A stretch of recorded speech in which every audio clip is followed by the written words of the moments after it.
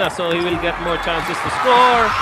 Ives Dignatice naman. Isa sa mga pinakasikat na PBA player noong late 80s at early 90s. Underrated pero sobrang galing.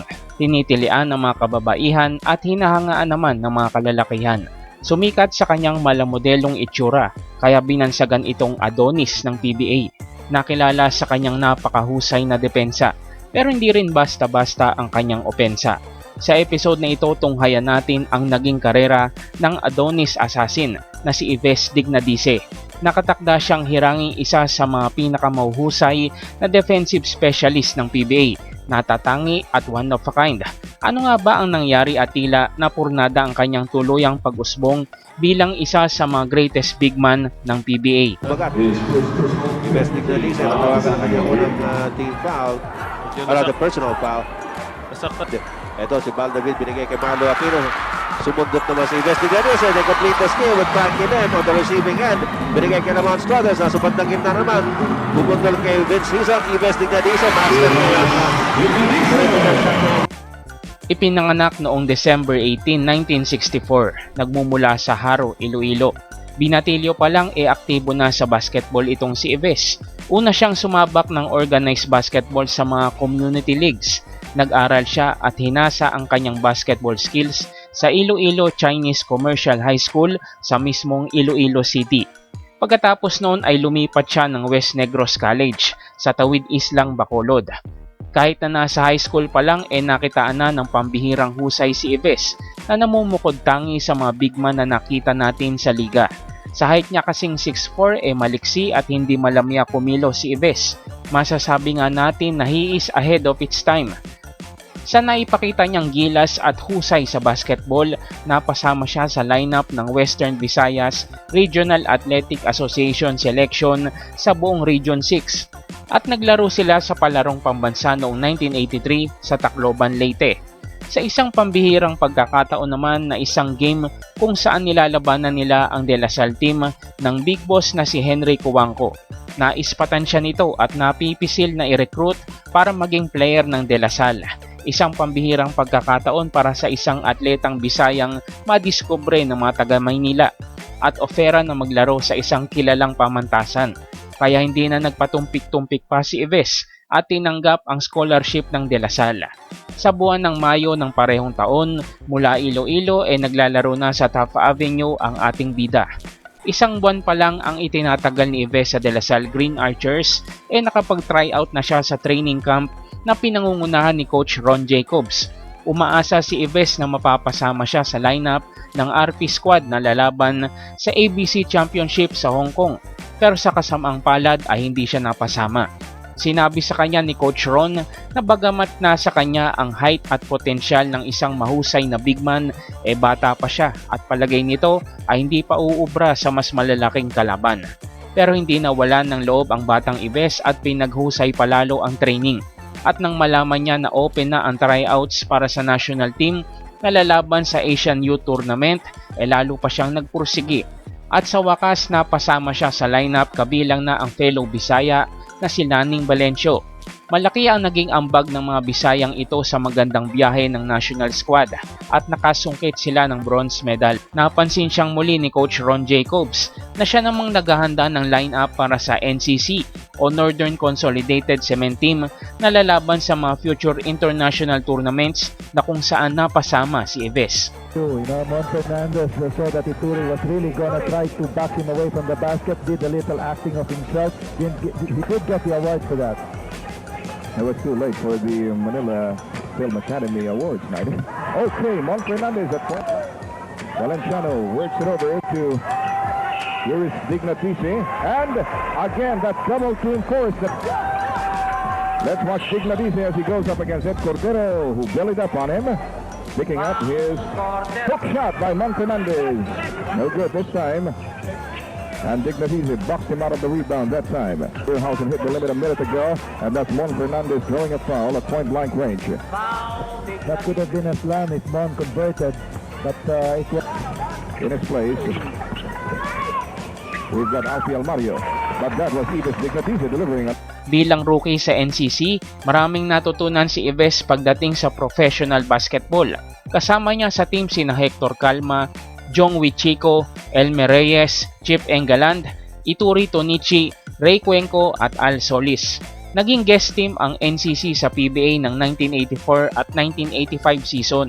At noong 1985 sila ang tinanghal na PBA Reinforced Conference Champions. There's your answer. Ricky Velosa blew a 15-footer. John Wichico, he takes. This is up a great assist to Yves Dignadice. Nice play. It was Lumaban sina Dignadice sa 1984 Asian Basketball Club sa Ipoh, Malaysia at naging kampiyon sila dito. Noong 1986 sa pagbagsak ng Marcos administration, na-dissolve ng BAP o Basketball Association of the Philippines, ang NCC at ang mga players nito ay naglaro na ng tuluyan sa PBA.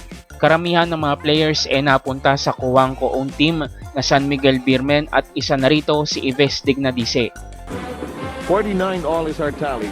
Fifth deadlock. Turnaround shot. Short. Beermen aggressive with their defensive hands. Here's Franz Bumaren. Reyes is on him. They have a lot of time on their shot clock. 15 seconds now. Bumaren. Open is Angeles. It is on its way. It won't go. Again, another offensive rebound. Agustin. Another Dignadice. offensive. Sa pagdating niya sa San Miguel hindi naman talaga lumika agad ng ganong kalaking impact si Dignadice. Pero kung ang mga kababaihan ang tatanungin MVP na kaagad siya dahil sa tindig at kagwapuhan niyang taglay. Dahil na rin sa kanyang malamodelong itsura, mabilis na naging fan favorite si Yves lalo na sa mga female fans ng San Miguel. Pero bukod sa kanyang itsura hindi rin naman basta-basta ang skills ni Dignadice. Inamin minsan ni Henry Coangco na naging interesado sila kay Yves dahil sa husay nito sa depensa at alam niyang malaki ang magiging ambag nito sa San Miguel lalo na sa shaded area. Sa rookie season ni Yves nag-average siya ng 6 points, 9 rebounds, 0.8 assists at 0.2 blocks per game. Malaking bagay ang tangkad at haba ni Yves, mahabang galamay para sa supalpalan at steals, mahabang mga binti para mabilis na tumakbo sa fast break at bumaba sa depensa. Madalas siyang gawing reliever ni Mon Fernandez sa San Miguel o kaya naman ay pinagsasabay sila sa loob para sa bigger lineup. Right in front of the Añejo basket, Chito Loizaga against Yves Dignadice.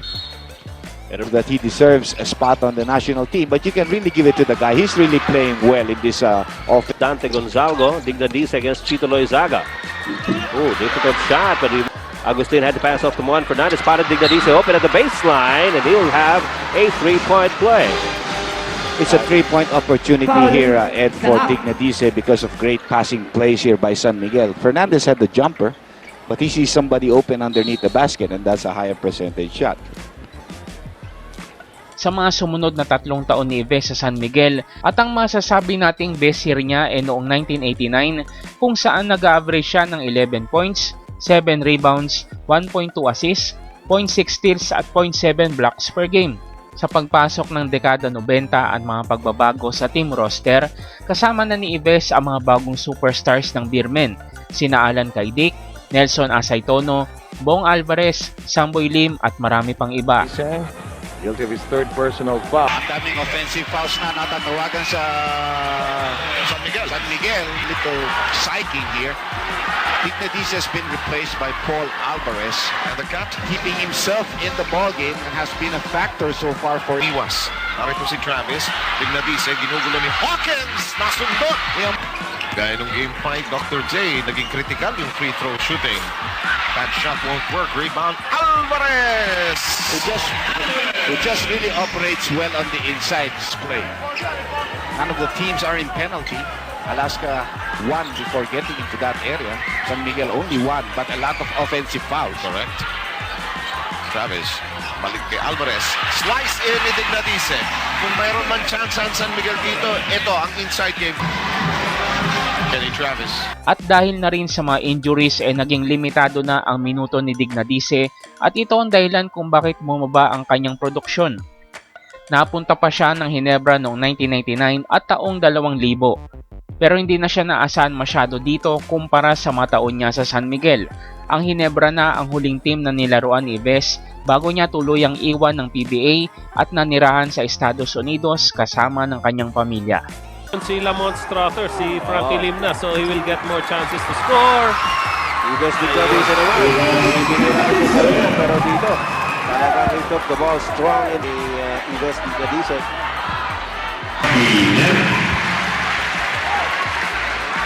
Sa series nito, 2 games to 1. Donnie Locsin, lumusot. Reverse layup. At pero po yung sabit. Napagbuhan po sila ng Ives Dignadice sa Bawang Ives Dignadice. pang-apat po. Ives Dignadice. Fourth personal foul on Ives Dignadice. Atin po.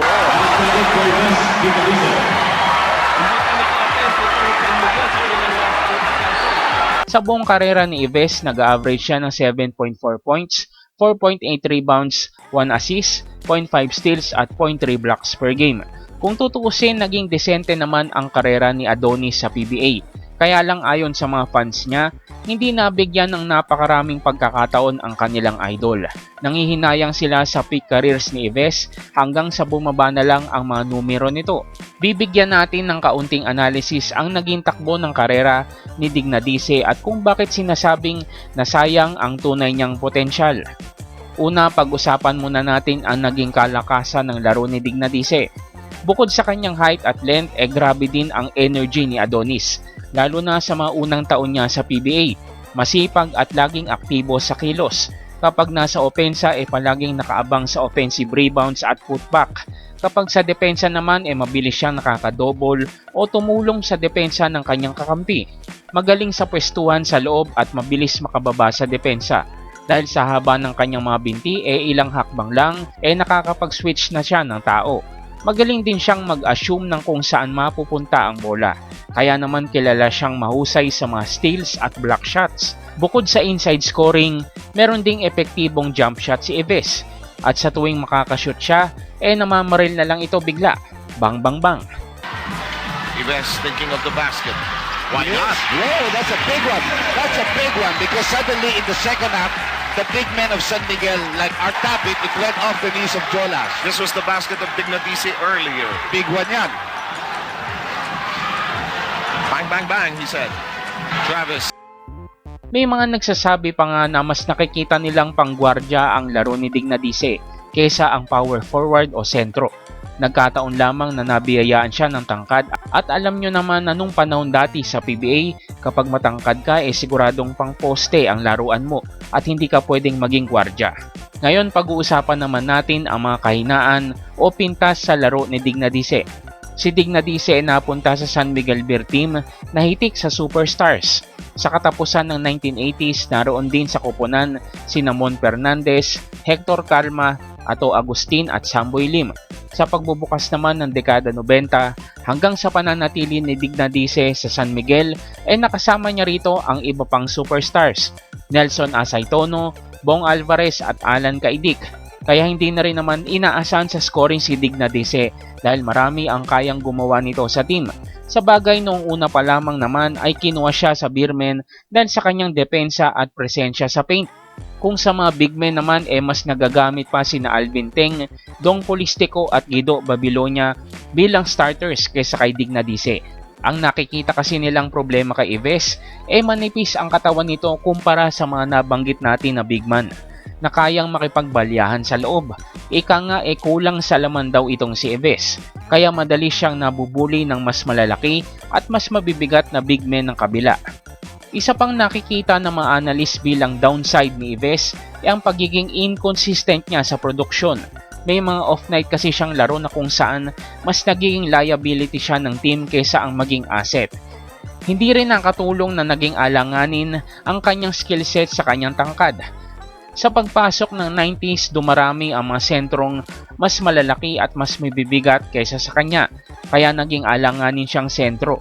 Kung ilalagay naman siyang small forward, limitado rin ang kanyang shooting range. Hindi kasi nakilala si Dignadice bilang isang mahusay na 3-point shooter. Idagdag pa natin ang mga tinamong injuries niya sa paglipas ng panahon na hindi rin naman natutukan at naalagaan ng team management. Ang inaasang tangkad at haba ni Ives siya ring nagpahirap sa kanya sa takip silim ng kanyang karera. Kung nabigyan lang siya ng proper training at gabay, baka mas naging mahusay pa ang laruan ni Dignadice at itinuturing na isa sa mga greatest players of all time. Malaki ang potensyal ni Adonis pero nabiti naman sa mga opportunities o playing time sa koponan. Gayunpaman, mukhang wala naman siyang pinagsisisihan sa naging takbo ng kanyang karera.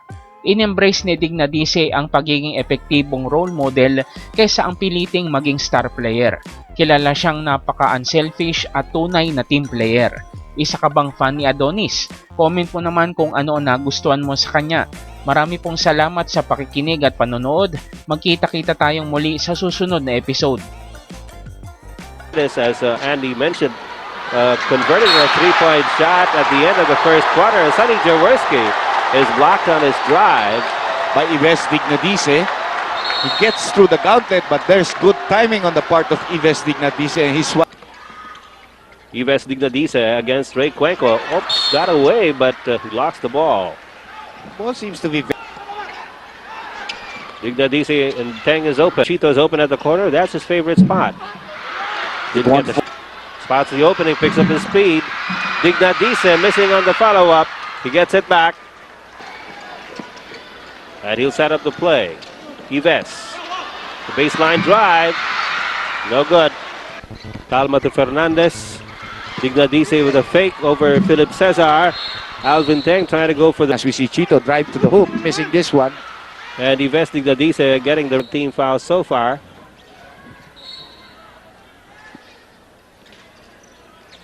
See San Miguel try to drive in, except for Agustin. Yes, he gets into a position to shoot, but misses this one completely. Dignadice with a follow-up shot. You know, Ives Dignadice, that is... Fernandez pitches it off to Agustin. Jaworski under the basket. Hand off to Ives. So back-to-back baskets by Dignadice, and we have a timeout. You know, Gonzalo seldom has reactions to calls. Yeah. The most that you'll see is him shake a head, chew his gum. That's a good attitude for a player, because then that means to say, you know, in this case he fouls out. But in ordinary cases, you would not lose your concentration because you might not have agreed with the call. So it's a good attitude to have, no? Well, he only shows his displeasure, as he said, by chewing harder on his gum.